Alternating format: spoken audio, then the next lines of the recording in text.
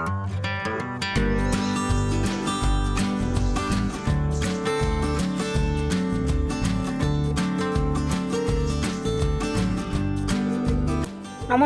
শুভ সকাল। কেমন আছেন সবাই? আমি ভূমি। আমার আরও একটি নতুন ভিডিওতে আপনাদের সকলকে স্বাগত জানাই। এখন বাজে প্রায় সকাল 8:30। তো হাত মুখ দিয়ে তো আমি রান্না চাপিয়ে দিই, রোজকার মতো আজকেও রান্না করছি।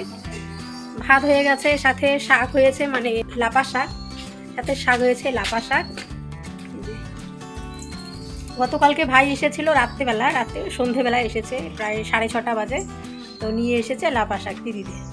আর আজকে সকালে এগুলোই রান্না করছি, লাপা শাকের ঝোল, সাথে হচ্ছে ফুলকপি, আলু আর পেঁয়াজকলি, গাজর একসাথে ভাজা হবে। ফুলকপি, আলু, পেঁয়াজকলি, গাজর সব কিছু একসাথে ভাজা। আর এইভাবে একসাথে ভাজা খেতে বেশ ভালোই লাগে। ঠান্ডার দিনে উনানে রান্না করার বিশেষ সুবিধে হলো আগুন তাপানো যায়। আর কঞ্চি দিয়ে যেহেতু রান্না করছি, আমি কিছুতেই বাইরে বেরোতে পারবো না, কারণ বাইরে বেরোলে পরে কঞ্চির আগুন না খুব তাড়াতাড়ি নিভে যায়, মানে কঞ্চি ফুরিয়ে গেলে আগুন নিভে যায়।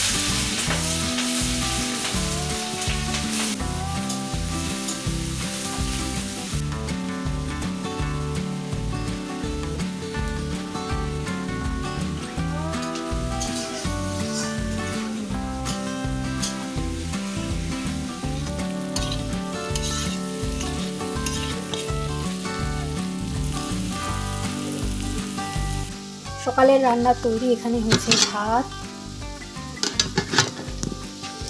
আর এখানে রয়েছে লাপা শাকের ঝোল। আমি যখন দিদি বাড়িতে ছিলাম এই শাকগুলো একটু ছোট ছিল, কিন্তু এখন অনেক বড় হয়ে গেছে। তো গতকালকে ভাই দিদিকে নিয়ে গেছে ওদের বাড়ি, এই জামাইবাবু এই শাকগুলো তুলে দিয়েছে, বলেছে যে নিয়ে যা খাবি। আর এই নাপা শাক, মানে লাপা শাক, আমরা নাপা শাক বলি। তো অর্ধেক মতো আজকে আমি সকালবেলা ঝোল করলাম, আর অর্ধেক রেখে দিয়েছি আমি ছ্যাঁকা খাওয়ার জন্য। লাপা শাকের ছ্যাঁকা খেতে আমার ভীষণ ভালো লাগে। শুধু লাপা শাকের নয়, ছ্যাঁকা জিনিসটাই আমার ভীষণ প্রিয় খাবার। মা নিতে এসছে জাবুরা, আমরা এগুলোকে জাবুরা বলি আমরা এগুলোকে।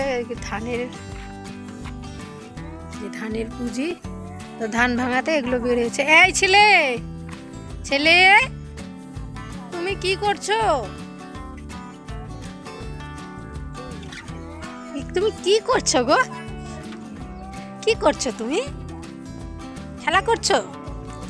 ঠান্ডা লাগে না? ঠান্ডা লাগে না?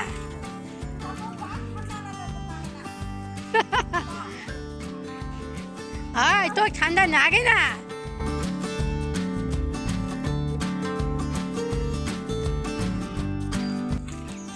খাওয়া দাওয়া করে একটু বাইরে এসেছি। তো মা এসেছে জাবুরা নিতে, আমরা এগুলোকে জাবুরা বলি। যেহেতু আজকে খুব ঠান্ডা, আজকে মনে হয় রৌদ্র উঠবেও না, আকাশ খুবই মনমরা হয়ে আছে। তো মায়ের পিছু পিছু আমি চলে এসেছি। খাওয়া দাওয়া করে একটু বসেছিলাম, তারপরে ভাবছি আর কতক্ষণ ঘরে বসে থাকা যায়, বাইরে এসেছি একটু।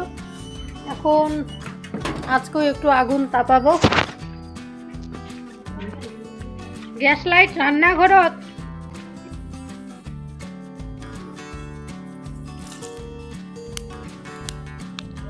যা ঠান্ডা পড়েছে আজকে, খুব ঠান্ডা।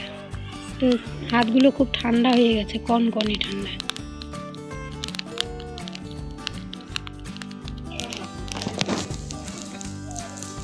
ওই যে আর লাগবে না, মাইনে রাখছে রাত্রিবেলা যদি আবার আগুন তাপাই, কারণ আজকে খুব ঠান্ডা পড়েছে। হয়ে গেছে মা, আর লাগবে না।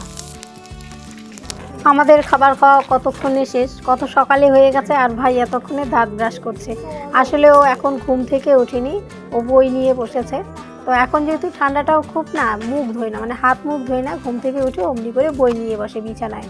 তো এখন উঠে হাত মুখ ধুয়ে নিচ্ছে, আর ও এখন একা একা খাবার বেড়ে নিয়ে খাবে। এখন আর আমাকে খাবার বেড়ে দিতে হবে না। তো আমরাও আগে ওরকম করতাম, ঠান্ডার দিনে ঠান্ডা লাগতো খুব, হাত মুখ ধুতাম না, তো বই নিয়ে বসতাম। শীতের দিনে কুয়াশা পড়বে, এটাই তো স্বাভাবিক, কিন্তু কদিন ধরে না কুয়াশা যেন একটু বেশিই পড়ছে। যেহেতু আমাদের টিনের ঘর, টিনের চালা, তো সারা রাত্রে টিপটাপ করে, মানে কুয়াশা যেন পড়ছে না, যেন বৃষ্টি পড়ছে। তো যাই হোক, সকালবেলাও ছিল বেশ মেঘলা আকাশ, জানি বৃষ্টি আসবে, বৃষ্টি আসেনি, একটুখানি হলেও রৌদ্রের দেখা মিলেছে। তো এখন স্নান করে নিলাম, আর স্নান করার পর বাড়িতে যেহেতু আমাদের রৌদ্র পায় না, ঠান্ডাটা খুব বেশি লেগেছে, একটু ওই পারে যাওয়ার কথা রয়েছে, দেখি দেখা যাক কী হয়।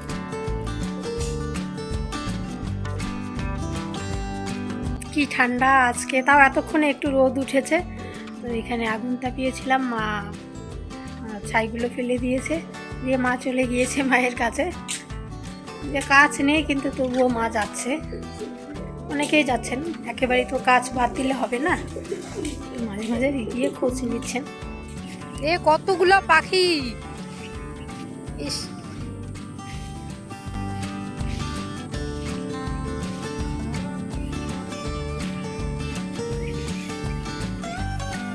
নদীর এপারে একটু এসেছি, তো ভাইও এসেছে, ভাই হচ্ছে কুমড়ো গাছে জল দিবে। তো কুমড়ো গাছ এখানে, তো ভাই গেছে জল আনতে। তো ভাই আজকে জল দিতে এসেছে, তো ভাইয়ের সাথে সাথে আমিও এসেছি, এই যে জল নিয়ে এসছে ভাই। নিচের জমিনে অর্ধেকটা করেছে মুসুর ডাল ফেলেছে, আর অর্ধেক হচ্ছে কুমড়ো। কুমড়ো অল্প কয়েকটা গাছ আছে এখানে।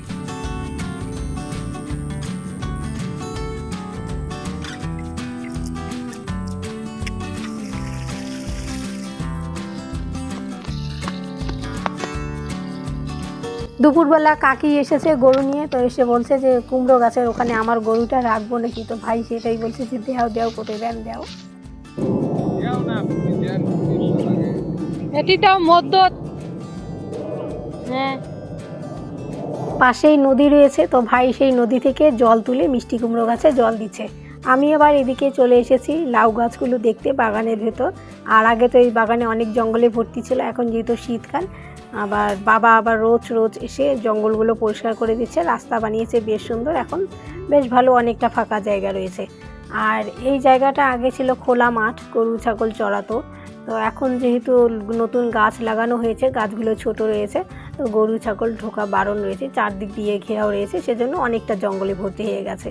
তো গাছগুলো বড় হলে আবার সেই ঘেরাওটা খুলে দেওয়া হবে, তখন আবার গরু ছাগল চড়াতে পারবে। তো যাই হোক, তো এসে দেখছি অনেক কটা মানে লাউ গাছ, লাউয়ের ডগা মাটিতে লুটিয়ে পড়ে আছে। তো এখন এসে সেই ডগাগুলো একটুখানি তুলে দেবো। আর জাঙিতে উঠতে অনেকটাই বাকি রয়েছে দিন, আর কদিন লাগবে জাঙিতে উঠতে। আর এই লাউয়ের ডগা জাঙিতে না উঠতে আমরা একদিন নিয়ে গিয়ে খেয়েছিলাম চচ্চড়ি।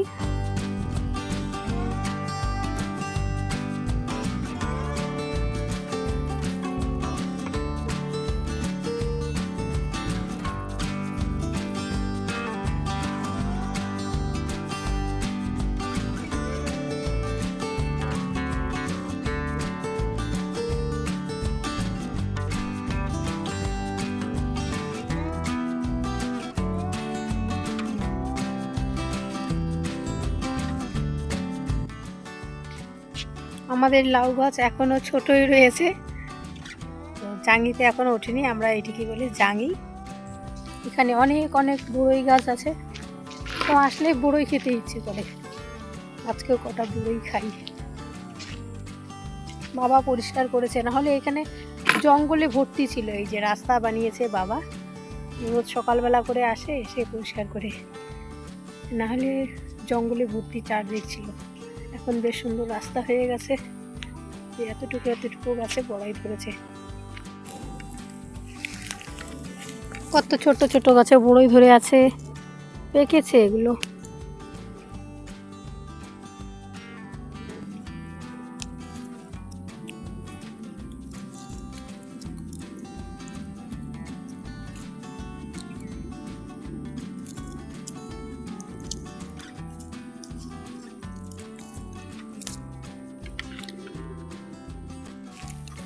কত সুন্দর রাস্তা হয়েছে, এলায়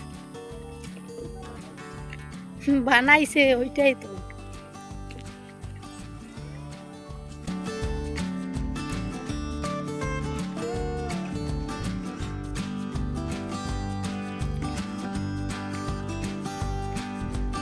এখন যেহেতু রুক্ষ সূক্ষ্ম আবহাওয়া, মানে শুকনো প্রকৃতির আবহাওয়া, কুমড়ো গাছ লাউ গাছ এগুলোতে যদি জল না দেওয়া হয় না, এগুলো আর কিছুতেই বাঁচবে না।